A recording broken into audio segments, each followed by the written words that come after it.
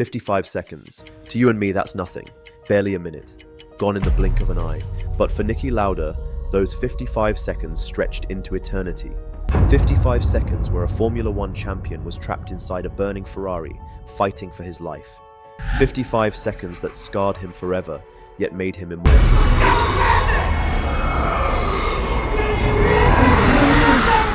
Lauda wasn't just another driver. He was precise, cold, calculated, a man who treated racing like mathematics. And in 1976, he was untouchable, dominating the championship, while his rival James Hunt became the sport's rock star. But then came the Nurburgring, the most dangerous track in the world. Lauda tried to stop the race. He knew it wasn't safe. The grid ignored him. The race went ahead, and in less than 2 laps, Formula One's history was changed forever.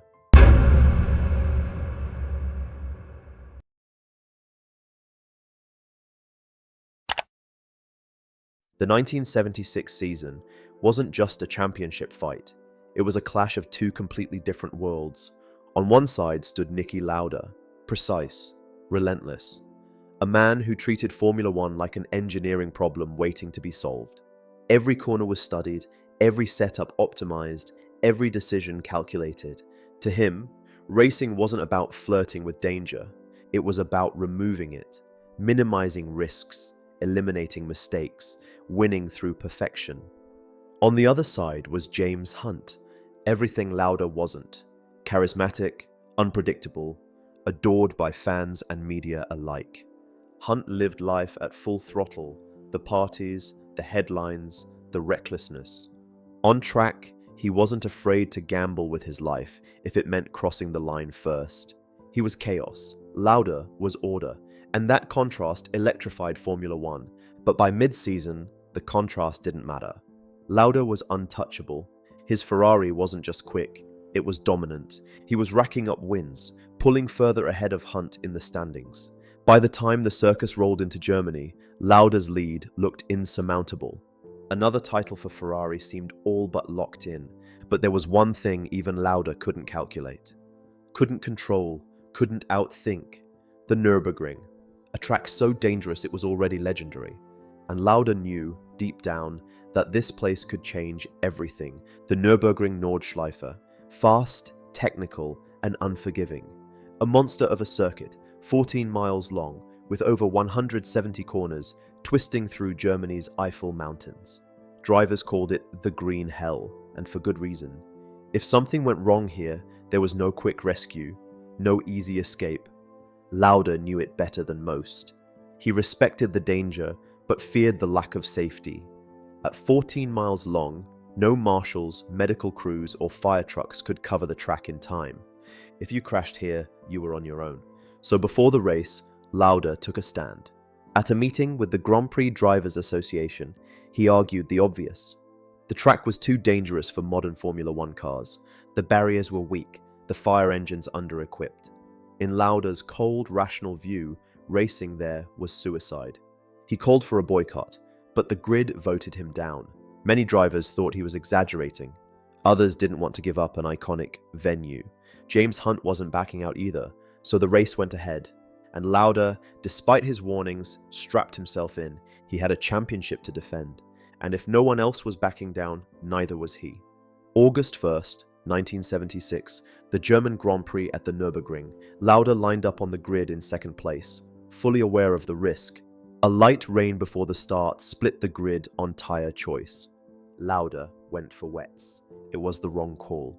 By the end of lap 1, the track was drying. He dived into the pits for slicks. Now chasing the pack, Lauda pushed hard, but on the second lap, disaster struck. His Ferrari snapped out of control at Bergwerk, one of the most feared corners on the circuit. The car veered off track. It smashed into the barriers. It exploded into flames. The impact tore the Ferrari apart. Fuel spilled across the asphalt. A fireball erupted, consuming everything around it. For most drivers, this would have been the end.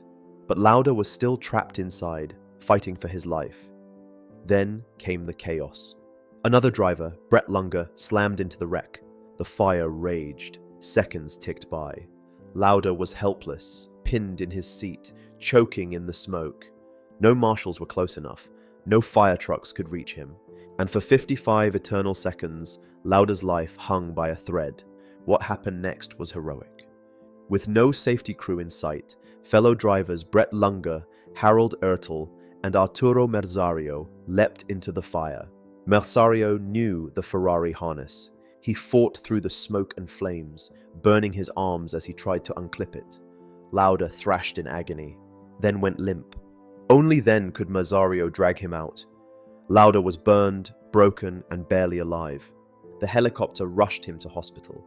His face and hands were destroyed, his lungs poisoned with toxic smoke. Doctors didn't think he'd make it through the night. A priest was even called to give last rites. But Lauda survived. He later joked, "Tell the priest I'm still alive." There was nothing funny about his recovery.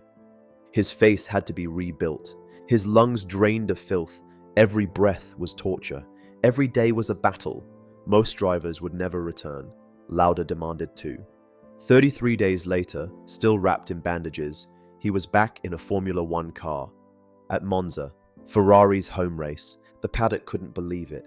Every lap was agony, sweat stinging his burns, his helmet pressing against raw flesh. But Lauda fought through it, and he finished fourth. It wasn't a win, it was something far greater, proof that he was tougher than fire, tougher than death. That comeback set the stage for one of the most dramatic title fights in Formula One history. By the final race in Japan, Lauda led Hunt by 3 points. The world was watching. But Suzuka was drenched in torrential rain.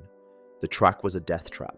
Lauda pulled in after 2 laps. He retired from the race. Not weakness, defiance. He had already beaten death once. He wasn't gambling his life again.